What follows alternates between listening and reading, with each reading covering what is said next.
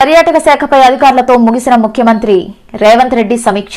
ఈ సమావేశంలో ఫిబ్రవరి 10లోగా పూర్తి టూరిజం పాలసీని సిద్ధం చేయాలని అధికారులను ఆదేశించారు. ముఖ్యమంత్రి దేశ విదేశాల్లోని బెస్ట్ పాలసీలను అధ్యయనం చేసి పాలసీని రూపొందించాలన్న పలు సూచనలు చేశారు. దేశ విదేశాల పర్యాటకులను ఆకర్షించేలా తెలంగాణ టూరిజం పాలసీ ఉండాలన్న ముఖ్యమంత్రి ఎకో టెంపుల్ టూరిజంపై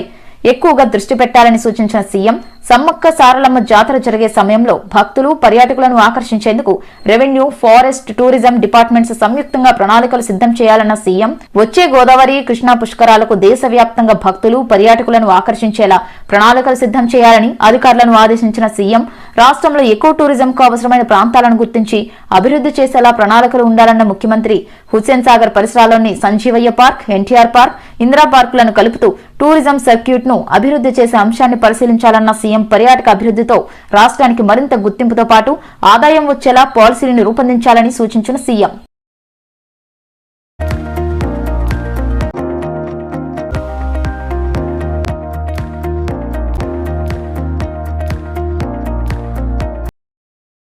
రాష్ట్ర విద్యుత్ సామర్థ్యాన్ని పెంపొందించడంలో తెలంగాణ ప్రభుత్వం మరో ముందడుగు వేసింది. డిప్యూటీ సీఎం, ఇంధన శాఖ మంత్రి బట్టి విక్రమార్క, మల్లు